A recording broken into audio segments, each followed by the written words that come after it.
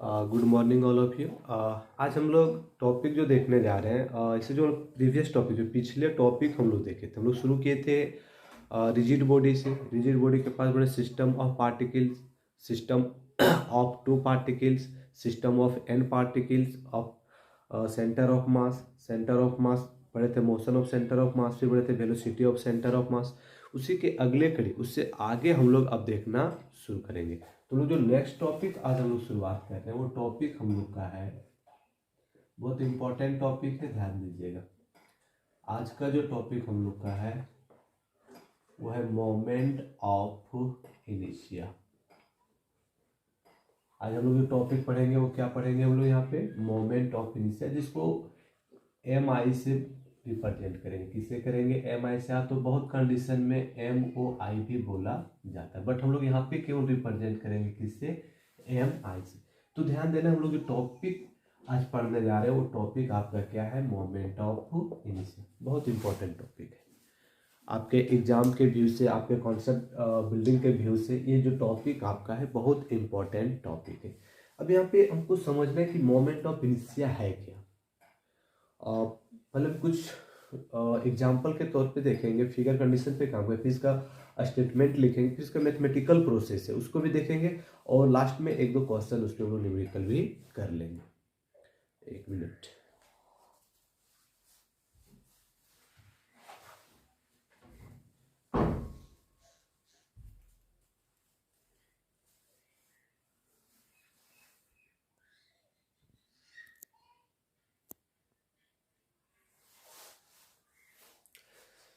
चलिए ध्यान दीजिए। बोलता है क्या, हम लोग बात किस पे करेंगे? मोमेंट ऑफ इनिशिया। तो जनरली मोमेंट ऑफ इनिशिया को जब डिफाइंड किया जाता है, तो सिंपली इसको जब डिफाइंड किया जाता है उसमें बोलता है कि एक रोटेशन ऑफ एक्सिस होता है। ध्यान दीजिएगा, क्या होता है? एक रोटेशन एक्सिस होता है। इसको हम लोग बोलेंगे क्या? Axis of rotation. इसको हम लोग बोलेंगे एक्सिस ऑफ रोटेशन। अब बोलता है कि एक्सिस ऑफ रोटेशन होता है, मान लो इसका नामकरण हम लोग किए, ये आपका हो गया वाई एक्सिस, ये हो गया वाई डैश एक्सिस, मतलब वाई और वाई डैश एक्सिस है। अब बोलता है कि जो इस पे कोई एक पार्टिकल्स रखे, कोई एक पार्टिकल्स रखे जिसका द्रव्यमान क्या मान लिए? एम मान लिए। अब ये क्या करेगा ना, ये जो है एक्सिस है ये रोटेट्स करेगा, ये आपका क्या कर रहा है? क्लॉकवाइज डायरेक्शन में रोटेट करेगा। इसका डिस्टेंस हम लोग यहाँ पे क्या मान लिए? एम। तो मोमेंट ऑफ इनिशिया में ध्यान दीजिएगा, अभी इसको समझा रहे हैं, इसको आपको देखना है, केवल समझना है, इसको कोई आपको पाउच करके ऐसा नहीं कि फिगर ऊपर लगेगा। तो उस सिंपल को समझिए, क्या बोलता है कि ये बॉडी जो आपका है इसका पार्टिकल्स हम लोग क्या माने? एम। हम लोग बात किसका कर रहे हैं? Moment of इनिशिया। आई की हम लोग एम आई का बात कर रहे हैं। तो मोमेंट ऑफ इनिशिया, यहाँ पे रोटेशन एक्सिस जो आपका है जिसपे रोटेट्स किया जाएगा, वो एक्सिस क्या है आपका? Y Y dash. क्या है? Y Y dash. ये डिस्टेंस जो रखे हम लोग, इसका जो हम सेंटर भी बोल सकते हैं, ये जो डिस्टेंस है कहाँ का डिस्टेंस है? रोटेशन ऑफ एक्सिस और पार्टिकल्स के बीच का जो डिस्टेंस है उसको हम लोग एम माने, स्मॉल आर माने हुए। क्या माने हुए? Small R. और जो पार्टिकल्स का मास है उसको हम लोग यहाँ पे एम माने हुए हैं।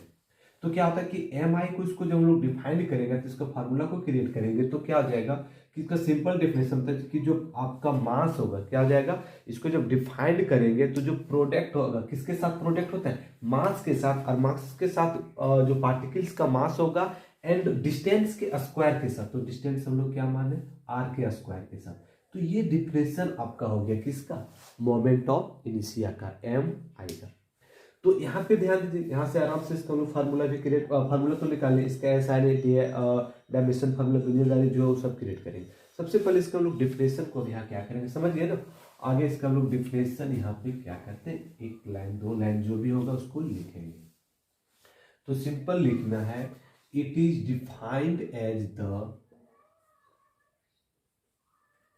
It is defined as the, किसको हम लोग डिफाइंड कर रहे हैं? It is defined as the, it is defined as the product, the product किसका? the product of mass, और किसका होगा? of particles, the product of mass of particle and and a square of and a square of perpendicular distance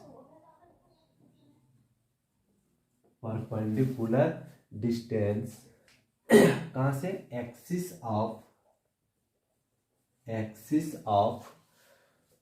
rotation, axis of rotation.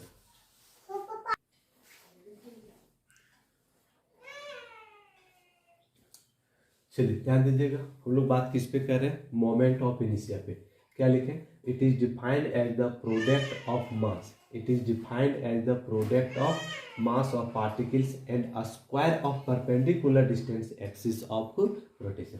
कि जब हम लोग moment of इनिशिया को defined करेंगे तो जो मोमेंट ऑफ इनिशिया को जब डिफाइन करेंगे तो वो प्रोडक्ट होगा। प्रोडक्ट किसका होगा, जो प्रोडक्ट जो होगा मास का होगा। मास किसका होगा, जो पार्टिकल्स को हम लोग लेंगे और वो पार्टिकल्स जो आपका रोटेट करेगा किस पे, तो आपका एक्सिस रोटेशन पे रोटेट करेगा, उसके बीच का जो डिस्टेंस होगा उसके स्क्वायर के साथ वो प्रोडक्ट होगा। अब यहाँ पे ध्यान दीजिएगा, नॉट पॉइंट इंक्लूड कर रहे हैं, एक बीच में हम लोग यहाँ पे नॉट पॉइंट को इंक्लूड कर रहे हैं। क्या लिखना है कि मोमेंट ऑफ इनिशिया, ध्यान दीजिएगा हल्का से, मोमेंट ऑफ इनिशिया एज, देखिए क्या, मोमेंट ऑफ इनिशिया as internal property, as internal property of your body, internal property of your body by virtue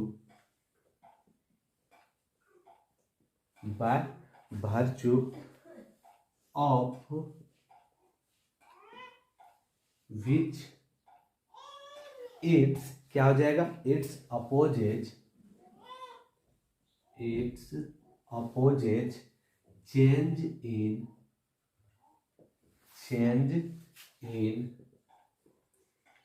its rotation, चलिए ध्यान दीजिए, ये नॉट पॉइंट है। क्या बोलते हैं कि मोमेंट ऑफ इनिशिया जो होगा उसका इंटरनल प्रॉपर्टी होता है, मतलब जो भी बॉडी मोमेंट ऑफ इनिशिया में काम करेगा उसका इंटरनल प्रॉपर्टी होता है कि वो वर्च्यू, मतलब उसका काल्पनिक रूप से क्या काम करेगा कि उसके अपोजिट चेंज करते, जो रोटेशन करेगा उसके क्या करेगा, अपोजिट वो चेंज करेगा। क्लियर। अब यहाँ से हम लोग इसका ना ऐसा दैट इज करके देखिए, इसका कहने का अर्थ है हम लोग किस में काम कर रहे हैं, मोमेंट ऑफ इनिशिया, मोमेंट ऑफ इनिशिया। तो मोमेंट ऑफ इनिशिया में जब काम करेंगे तो इसमें क्या आ जाएगा, क्या बोल रहा है मोमेंट ऑफ इनिशिया, बोला है कि प्रोडक्ट होता है, किसका प्रोडक्ट होता है, तो मास का। ध्यान दीजिएगा, एक बार आप लोग पॉज करके इसको लिख लीजिए, क्या लिखिएगा कि मोमेंट ऑफ इनिशिया जो होता है किसका होता है, प्रोडक्ट होता है मास का, किसके साथ, तो परपेंडिकुलर डिस्टेंस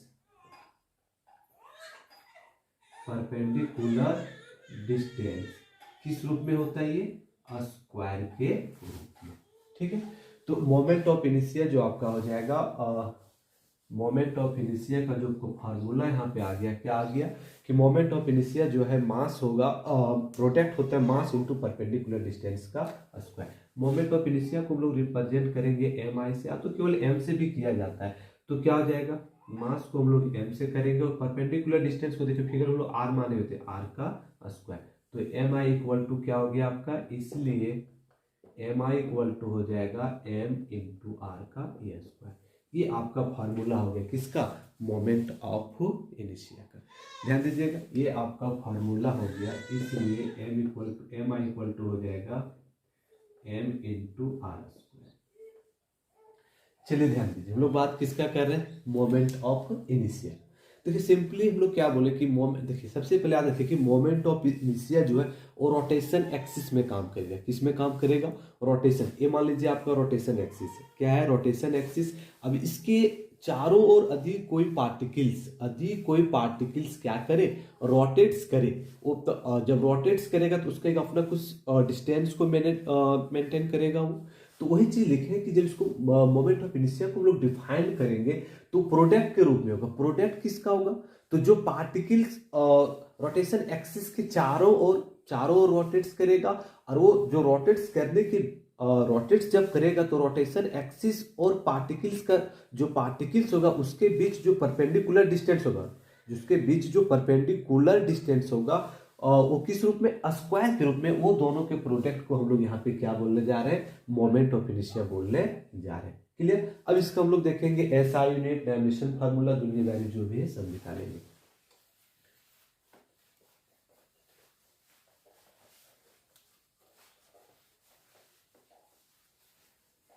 चलिए क्या था हम लोग के पास आया, क्या था formula? M I equal to आपका, एम आई किसको रिप्रेजेंट कर रहा है? Moment of inertia. क्या आ गया था? एम इंटू आर का स्क्वायर। अब यहां से आराम से इसका हम लोग एस आई यूनिट निकालते हैं। क्या निकालेंगे? S I unit of M I. तो एस आई यूनिट जब एम आई का निकालेंगे तो ध्यान दीजिएगा ना, हम लोग यहाँ से फार्मूला से एस आई यूनिट को क्रिएट करते थे। तो एस आई यूनिट को फार्मूला से क्रिएट करेंगे तो एम यहाँ पे क्या रिप्रेजेंट कर रहा है? आपका मास। और मास का जो स्टैंडर्ड मेजरमेंट होता है वो क्या होता है? आपका किलोग्राम। आई मीन मास का जो एस आई यूनिट आपका हो जाएगा वो क्या हो जाएगा?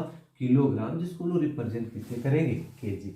आर जो रिप्रेजेंट कर रहा है वो डिस्टेंस को रिप्रेजेंट कर रहा है। आर यहाँ किसको रिप्रेजेंट कर रहा है? चाहे परपेंडिकुलर डिस्टेंस रे, आउ ओनली फॉर डिस्टेंस है, वो रिप्रेजेंट आपको किसको कर रहा है? डिस्टेंस को। और डिस्टेंस को हम लोग जनरली जो मापते हैं, स्टैंडर्ड मेजरमेंट जो करते हैं वो किससे करते हैं? मीटर से। तो क्या आ जाएगा? केजी इंटू मीटर का स्क्वायर। क्योंकि आर का स्क्वायर तो मीटर का स्क्वायर एक साथ लिखेंगे तो क्या आ जाएगा आपका? KG into metre square. अब हम लोग इसी का डीएफ फार्मूला भी देखेंगे। डीएफ मतलब dimension, dimension formula, dimension formula of M. तो डायमेंशन फार्मूला आपको पता है कि डायमेंशन फार्मूला एमएलटी के रूप में लिखा जाता है। मास, लेंथ और टाइम का जिक्र किया जाता है। और जो आप लोग जब फर्स्ट हम लोग शुरुआत किए थे पढ़ने के लिए तो उसमें फंडामेंटल फिजिकल क्वांटिटी का चर्चा कर रहे थे। तो फंडामेंटल फिजिकल क्वांटिटी का चर्चा मतलब क्या कहते हैं उसमें? फंडामेंटल फिजिकल क्वांटिटी का चर्चा उसमें बोलते हैं कि 7 फंडामेंटल फिजिकल क्वांटिटी होते थे। तो सातों फिजिकल क्वांटिटी जो होता है ना, क्रिएटर होता है किसका? तो डायमेंशन फार्मूला उसी को क्रिएट करके, उसी को जनरेट करके लोग डायमेंशन फार्मूला को क्या करते हैं? लिखते हैं। हालांकि जो मैक्सिमम यूजेज होता है वो एमएलटी का यूज करते हैं, मास, लेंथ और टाइम का। तो यहाँ पे ध्यान देना कि सबसे पहले जब भी डायमेंशन फार्मूला लिखते थे हम लोग किसमें बंद करते थे? ब्रैकेट में उसको बंद करते थे। तो यही से लिखेंगे ऐसा यूनिट से केजी। केजी को हम लोग कन्वर्ट डायमेंशन के लिए किसमें करते थे? एमएलटी। मतलब केजी किसका मात्रक है? मास का। तो एम देंगे, उसके बाद क्या देंगे? एम देंगे, उसका आर हो गया। उसके बाद आपका आर है मतलब मीटर है। मीटर किसका है? लेंथ का है, तो एल देंगे। और जो पावर है वो रहेगा। टाइम का जिक्र नहीं है तो नहीं देंगे। क्या हो जाएगा? एम का पावर एल स्क्वायर ब्रैकेट में बंद कर। कुछ यदि क्वांटिटी पूछने से सिंपल याद रखिएगा ना, ये प्रोडक्ट है आपका क्रॉस प्रोडक्ट के रूप में कि डॉट प्रोडक्ट? तो क्रॉस का यूज किया ना, डॉट का मतलब क्रॉस का यूज किया। तो क्रॉस प्रोडक्ट करेंगे तो हमेशा ये जो क्वांटिटी आपका आ जाएगा it is a scalar quantity, it is a scalar quantities. कोई दिक्कत तो नहीं होना चाहिए यहाँ। क्लियर? तो यहाँ पे देखिएगा कि हम लोग बात किए मोमेंट ऑफ इनर्शिया का फार्मूला आ गया मास इनटू डिस्टेंस का स्क्वायर, और इसका ऐसा यूनिट हो गया केजी पर metre square, KG metre square. और डायमेंशन फार्मूला हो गया एम एल का पावर 2। अब हम लोग देखेंगे इसका मैथमेटिकल प्रोसेस। अब हम लोग को देखना है इसका मैथमेटिकल प्रोसेस।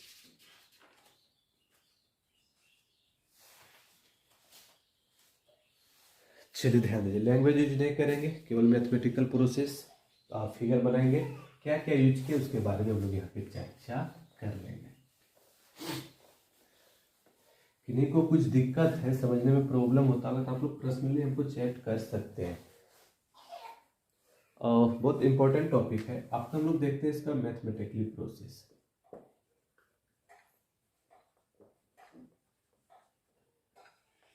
मैथमेटिकली प्रोसेस में क्या है? तो मैथमेटिकल प्रोसेस में भी जो फिगर बनाए थे वो फिगर को ड्रॉ करना है, उसमें क्या क्या लिए उसको फिर उस पर हम लोग क्या करना है, जो बोल रहा है उसके कॉन्सेप्ट, जो डिफिनेशन था उसके कॉन्सेप्ट पे उसको पुट कर देना, कुछ है नहीं। तो ध्यान देना, सिंपल। सबसे पहले लेंगे एक्सिस ऑफ रोटेशन। सबसे पहले हम यहाँ पे क्या ड्रॉ करेंगे, एक्सिस ऑफ रोटेशन। इसमें हम लोग नामकरण कर देते हैं एक्सिस का, कुछ भी रख सकते हैं। यहाँ पे हम लोग वाई और वाई डैश करें, एक्स तो बहुत जगह एक्स और एक्स डैश भी रखा जाता है, यहाँ पे वाई और वाई डैश रखे हुए। इसको हम लोग क्या बोलेंगे, ये जो आपका है वो क्या हो जाएगा, एक्सिस ऑफ रोटेशन। अब एक्सिस ऑफ रोटेशन है, ध्यान दीजिएगा,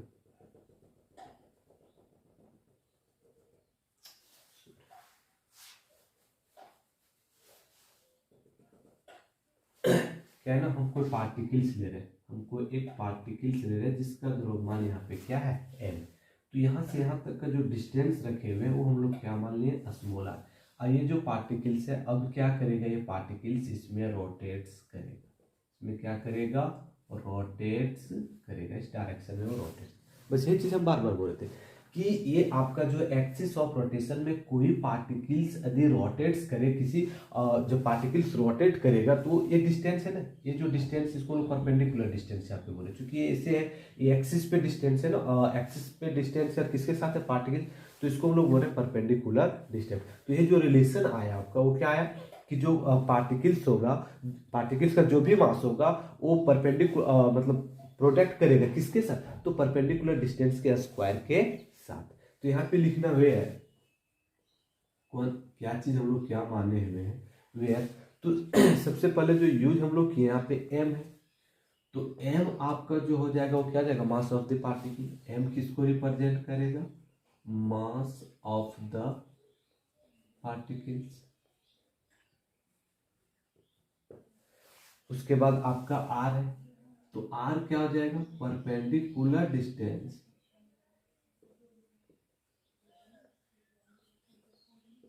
परपेंडिकुलर डिस्टेंस कहां से, from axis of rotation, from the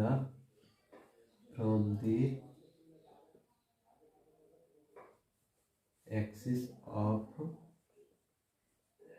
rotation. उसके बाद और कुछ है ना, वाई वाई डैश, तो वाई वाई डैश क्या हो जाएगा आपका, एक्सिस ऑफ रोटेशन। ये क्या है आपका, axis of rotation, axis of rotation. अब फार्मूला तो पीछे निकाल चुके थे, फिर से निकालना चाहेंगे, तो नाउ क्या है, हम लोग किस में बात कर रहे हैं, एम आई।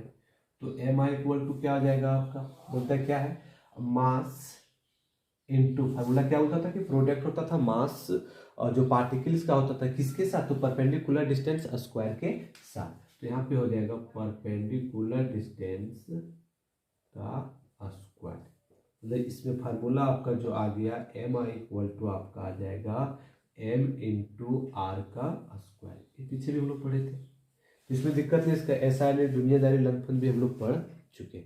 इसमें देखते हैं एक कॉन्सेप्ट लेंगे, कॉन्सेप्ट बिल्डअप करना है। अभी तो हम लोग देखें कि सिंगल पार्टिकल्स को रखे तब ये, यदि इसमें हम लोग बहुत सारे पार्टिकल 2 3 4 5 पार्टिकल रखे तो उस कंडीशन में क्या होगा, उसी कॉन्सेप्ट पे हम लोग एक न्यूमेरिकल क्वेश्चन भी लास्ट में जाते जाते देख लेंगे। तो इसको रिवाइज कर रहे हैं,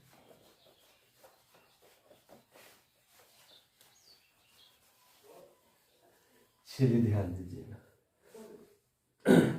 अब क्या है ना कि मोमेंट ऑफ इनिशिया, मोमेंट ऑफ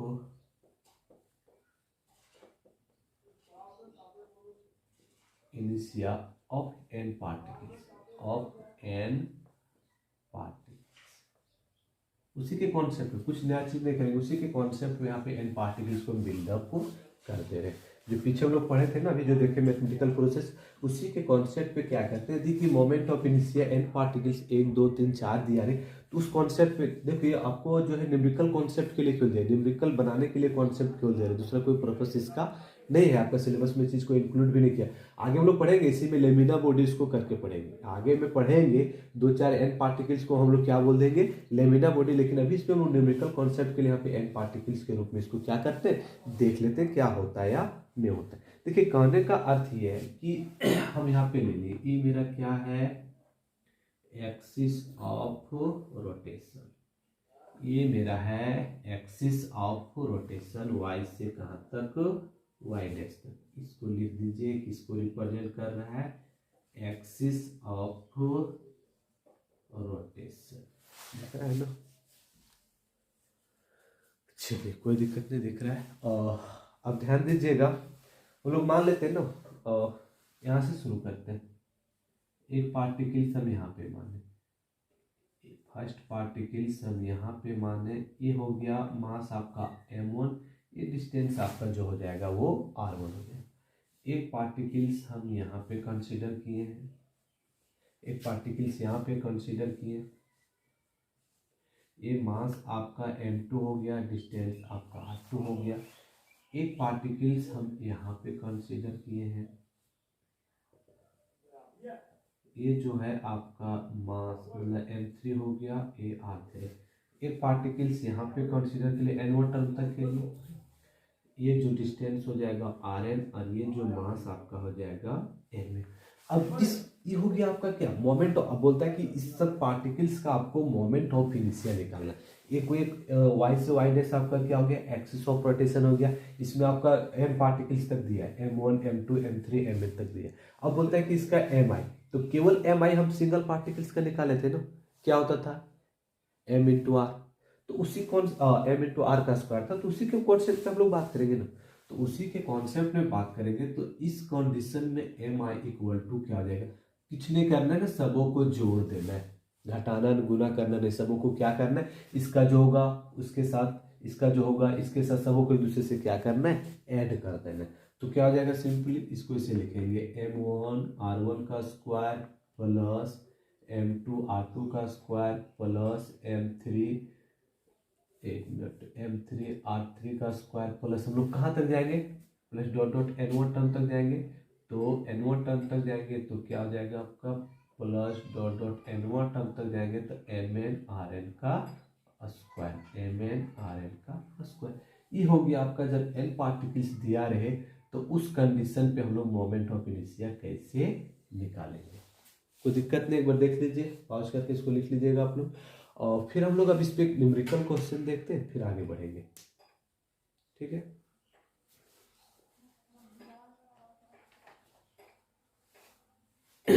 चलिए बेटा इसको क्वेश्चन देख लीजिए। नेक्स्ट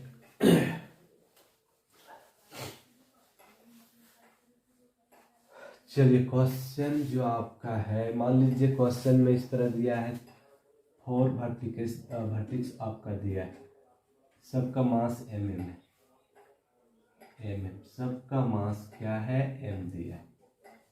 4 वर्टिक्स है, ये आपका रेक्टेंगुलर का है, चारों को हम मिला दिए, ठीक है। सबका बोलते हैं इसका सेंटर से एक्सिस ऑफ रोटेशन को पास करवाएं, सेंटर से किसको पास करवाएं, एक्सिस ऑफ रोटेशन, ठीक है।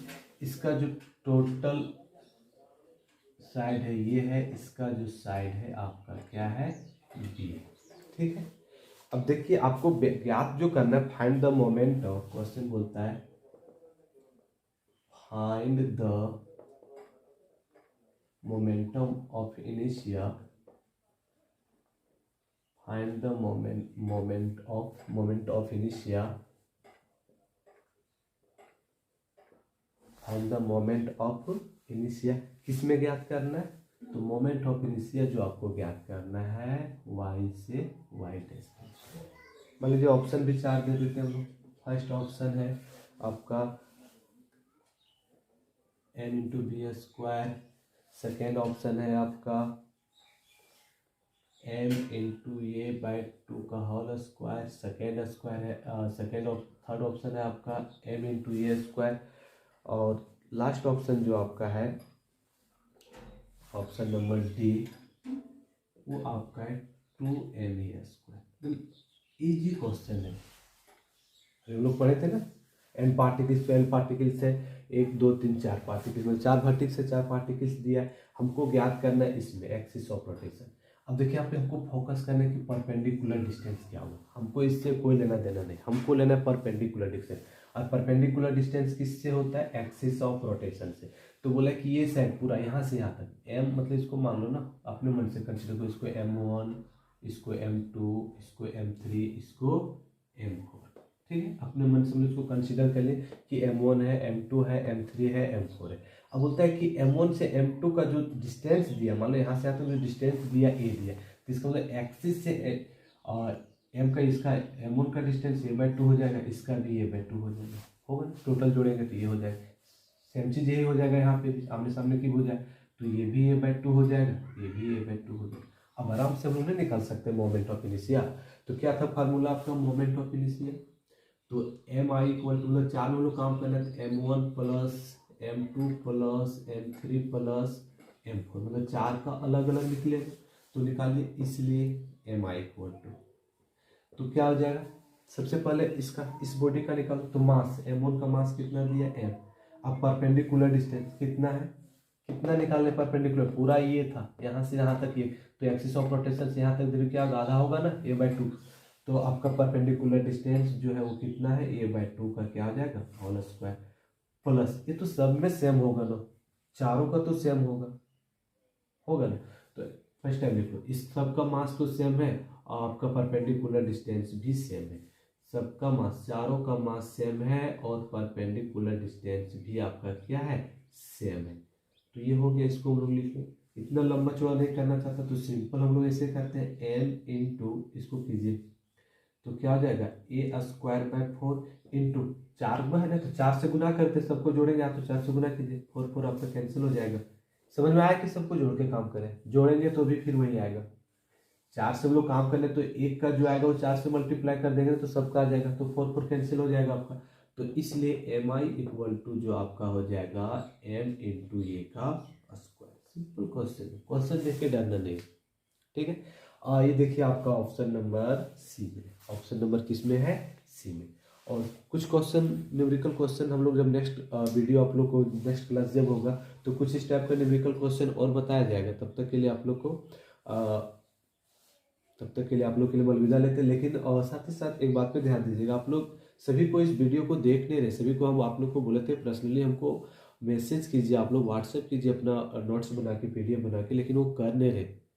इस बात पे आप लोग, हम लोग इतना मेहनत आप लोग के लिए कर रहे हैं लेकिन आप लोग इस बात को केयर नहीं कर रहे। आप लोग आज का न्यूज़ देखे होंगे कि एग्ज़ाम होगा और जो सिलेबस है उसमें जो 100%, जो 25% सिलेबस कट होती है तो उसी के अनुसार आपका एग्ज़ाम होगा, लेकिन एग्ज़ाम एनी हाउ होगा, इसलिए आप लोग पढ़िए, ठीक है। थैंक यू, धन्यवाद।